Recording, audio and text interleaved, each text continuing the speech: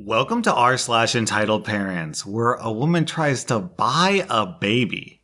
Our next Reddit post is from Heterochromia Cat. I was on a 14-hour flight that was only half full. There were storms recently prior to takeoff, so almost all connecting flights to arrive at the airport were late. This meant I had a whole 3-row seat to myself since those flyers didn't make it. Almost every row was like this. Into the flight, I'd finished my third movie. It's impossible for me to sleep on planes, so I continued looking through the movie list until I saw Rocket Man. I'd never seen it but heard good things about it. Halfway through the film, the song Take Me to the Pilot came on and a gay, passionately hugging scene with Elton John and John Reed started playing. I was a little surprised, but I didn't skip since the cabin was dark and everyone else was watching their own screen or sleeping. Or so I thought. I felt someone poke my shoulder from behind. It was a middle-aged woman. You need to stop what you're watching. That's extremely inappropriate for my kid. I glanced at her boy, probably about 12 in the middle seat who was sleeping. The kid even had a sleeping eye mask on. So how the heck could he see my movie anyway? This part'll be over soon. There's been no nudity in it. I turned around.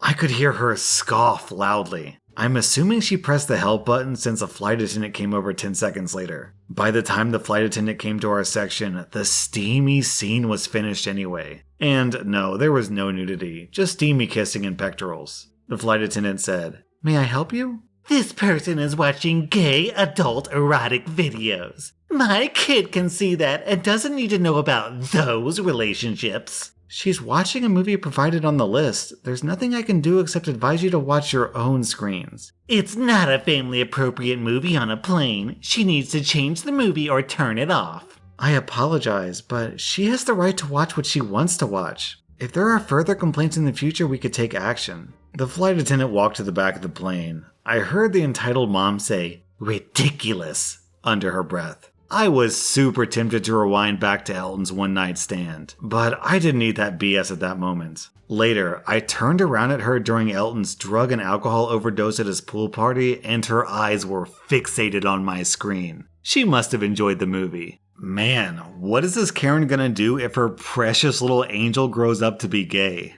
Our next Reddit post is from Meffer. Quick backstory. My mother didn't raise me, her parents did. She's always chosen guys and partying over me and my siblings. That's why Child Protective Services has taken all 3 of her kids away. Once I became an adult and joined the military, she would hit me up every couple of months asking me to give her different sums of money. She works, but it's a BS job. Eventually, I asked her why she doesn't get a real job, and her response was, "Because I would be miserable doing that. Here, I get to talk garbage about people and have fun." That's all good if you can pay your bills, but she can't. She's done the same thing to my sister, who was also in the military. Anyway, I talk to her roughly 3 or 4 times a year. Last week she was asking me when I finish school where I'll be moving to. I told her I don't know. Her response was, "Well, wherever you go, you know I need a mother-in-law suite to stay at." My response was, "No, I don't." After that, I got bombarded with how my generation doesn't know anything about respect and how I wasn't raised properly. Mind you, I was raised by the same people as her. Also how my dad wanted an abortion, and if it wasn't for her, I wouldn't be here. After all that, I said thanks, but I'm still never going to have an in-law suite for you. "Well, enjoy your effing life," is the last thing she said before hanging up. I'm sure in a couple months she'll call asking for something again. Our next Reddit post is from Natmus. Okay, so this happened today, like an hour or so ago. A bit of a preamble. I'm a trans girl, just got to my family's house to visit for Easter, and have shortish, pretty deep purple hair. I pulled into a non-brand specific supermarket around the corner from my family's place to pick up an energy drink. And as I got off my bike and removed my helmet, I could see out of the corner of my eye this little girl by the trolley return pointing at me and generally going nuts. I start to walk past to walk inside the store, and the little girl turns to her mother, our entitled parent, sitting on a bench nearby with an old lady who must be her mother, both having a cigarette each. "Mommy, can I have hair like her?" "No, little girl, and that's not a girl." The old lady grunts in approval. I ignore them and move in to grab my sweet taurine juice, and because it's Easter weekend, I'm in there for about 10 minutes or so, just in a crowd. As I walk back out, the family is still outside with a lot more cigarettes smoked. "But why can't I have pretty hair?" "Because I said so. Now shut up before I bloody clip you."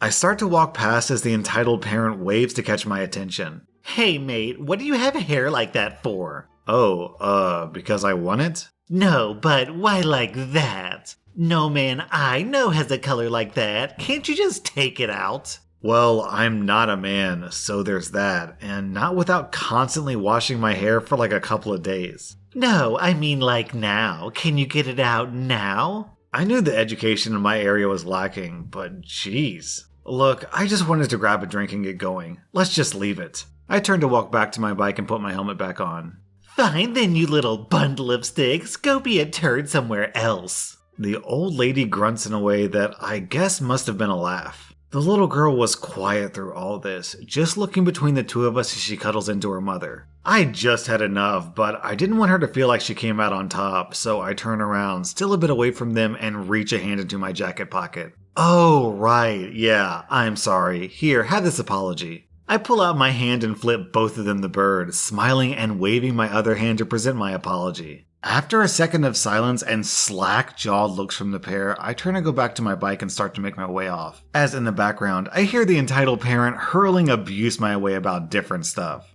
What on earth was this entitled parent expecting when she said that you should take your color out of your hair now? Was she expecting you to just grab your hair and pull it out by the roots? Our next Reddit post is from Brimstone Garden. I have my own entitled parent stories, but this one happened to my mom when she was pregnant with me. So back in the late 90s when Sears wasn't sad and dying, my mother was an assistant manager. Her boss was also pregnant, and this generally wasn't an issue until it was. Now, my parents spent a long time choosing baby names when I turned out to be a girl. They really wanted my name to be gender neutral to prevent future trouble finding jobs. Yes, that's the actual reason. But my middle name remained the same as when they thought I was a boy, Ryan. When they decided on my full name, my mom told her friends about it, and one of them ended up telling the manager. As my mother was on lunch break, this lady storms in, already red and furious. I heard you were naming your baby Ryan. My mother is, of course, stunned. She stays silent for a few moments before finally answering. That's her middle name, yeah? Your baby's a girl, the woman exclaims as though this is some sort of great revelation. My mother nods. Getting somehow redder, the woman snaps. Ryan is a boy's name. Actually, it's gender neutral. At this point, my mother's surprise is wearing off into a bit of righteous confusion. Is there a problem with the name? You can't name your baby that. The woman is practically shouting at this point. I'm naming my son that. My mother stares at her, trying to work out what kind of mental gymnastics it takes to decide your choice of baby name should give you the authority to veto someone else's baby name. So? Change your baby's middle name or I'm going to fire you, the woman says, having drawn a crowd with this whole scene to witness the utter insanity that was her outburst. People who could act as witnesses for my mother if she attempted such a thing. I don't think you can do that, my mother answers flatly. She couldn't even fire my mother on some other infraction because there was no other infraction. The staff was friendly with my mother and she had brought up sales in her area by a lot. The woman stops for a moment, maybe realizing that my mother was right on that point, and once again demands, change your baby's middle name. I chose Ryan first. Ah yes, calling dibs. Surely my mother would have to respect a grown woman calling dibs on a very common name. Ryan is my maiden name, my mother answers flatly. At this, the woman stops, still furious, sputters for a moment, and finally stomps off. My middle name is Ryan. My mother's boss named her son Dylan instead. So I've got bad news to all my fans out there whose name is Dylan. It sounds like you have to change your name. Sorry.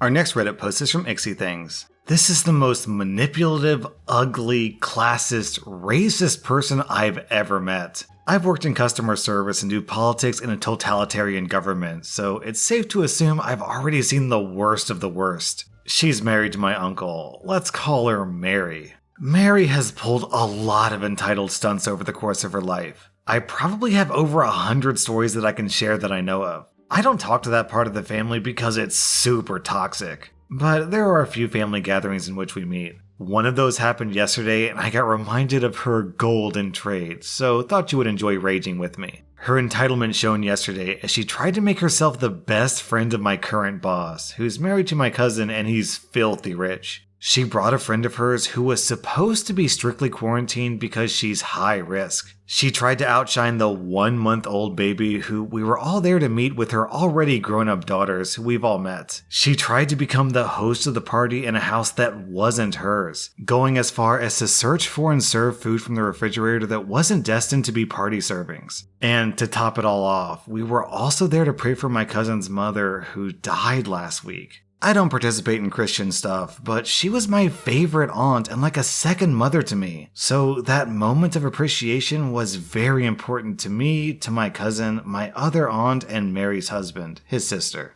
Turns out, Mary decided that since we were there to remember the dead ones, it would be a nice thing to not only take the role of the main person leading the prayers, but to also include a huge picture of her mother that she pulled out of her purse and put it in front of my aunt's picture, covering it almost completely, and start with a speech about how she missed her mother who died 10 years ago, and literally just said, "Rest in peace," about my aunt's death. But I'm not here today to tell you that story. Oh no, I was just venting. Since I have so much to tell in so little time, I figured it would be best if I started with the oldest tale I know of. The time she asked my mom to sell her my brother while she was 4 months pregnant. Good old Mary is infertile. She has 2 daughters. One was conceived in vitro and then introduced to her womb. The other one popped out of nowhere, literally. We suspect that she bought it from someone since she has a record of trying this, but whatever. Before having her first daughter, when I was around 10 years old, my mom broke the news to my family that she was pregnant. Yay! Mary wasn't happy with this because she, as of then, had been trying for years with her husband and wasn't able to get pregnant. She always had this sort of competition with my mom and with everyone, because she has this need of being the best one in everything. She must have the most money, have the most expensive clothes, be in the most successful career, have the happiest marriage, go to the most exotic places, but she wasn't the best. She was the only one with no children out of the 7 siblings in the family, and she was also one of the oldest wives. So imagine her jealousy when the youngest one, directly below her husband, was going to have her second child while her and her husband were still child-free. The horror! Her status! So she pulled my mother aside one day and told her, "You know, it isn't fair that you got pregnant before us. It wasn't fair for you to have OP before your brother since he's older than you, but whatever. It can't be helped if OP was a broken condom or something. But you know, we've been trying for years now and we're just exhausted. And we're not comfortable with trying those artificial methods nor having a baby without our blood. So, since you're family, and we know you're not in a financial position to take care of another baby right now, what would you say if I offered to pay for everything pregnancy related and after the baby's born? I would pay you a certain amount for keeping it as your brother and I's baby." Of course my mom said no. She told me roughly how the proposition went years later, but only because I was the one that found out why she was so pushy about buying my brother. Because this wasn't just a one-time thing. She tried constantly to convince my parents to sell them my brother throughout the next 5 months, and even for some months after he was born. You see, my father is a son of immigrants. He has a European bloodline and is very handsome. Mary also has a need of proving to everyone that she has royal blood, and aesthetics are everything to her. Hence, the need to show herself as the best of the best in every aspect of her life. And she will not hesitate to do anything to achieve her goal of being the perfect woman with a perfect life. This includes pretending she has white genes. She doesn't. We live in a very heavily race-mixed country. She was born in one of the least developed states, in a humble family, in a small town, with only town people that have been working under the sun for generations, so all of them have dark skin. She married my uncle, who comes from a family that has lived on an island for generations, and who is also the most dark-skinned of all the siblings. There's no way she's going to have a baby who's white. But my mom is one of the most light-skinned between her siblings, and she married my dad, who has Italian and Polish genes. And I was born with very pale skin and smooth hair. Mary's and her husband's hair are what we describe as bad hair. Not in an offensive way, but that's how it's called here. It's basically super twisted and thick hair. And I just want to interrupt the story right here and clarify that these are OP's words, not mine. There was a big chance my brother was going to be born European looking. You already know where this is going, right?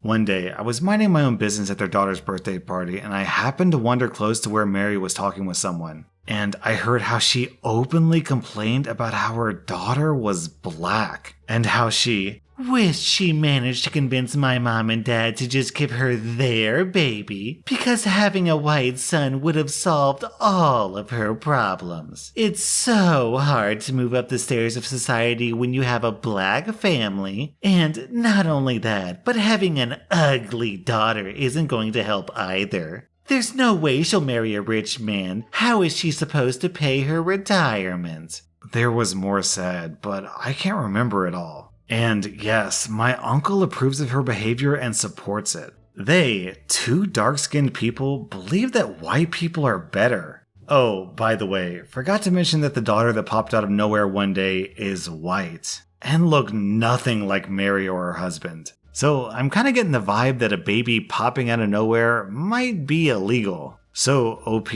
maybe you should call the authorities on this one? That was rSlash Entitledparents, and I'm trying to grow my podcast. You can follow my podcast by clicking the link down in the description, and you can also leave me a voicemail. As a way to say thank you for people who are supporting me, I'm giving shoutouts maybe once or twice a week, so today's shoutout goes to Alder. Thanks for supporting my podcast, Alder. Hey rSlash, it's your boy Alder. Hey, I work 12-hour graveyard shift. Being able to listen to an episode fresh off the griddle's basically the best way to drive home and unwind. You do great work. Stay safe, stay sane. Also, don't forget to pay your dog tax.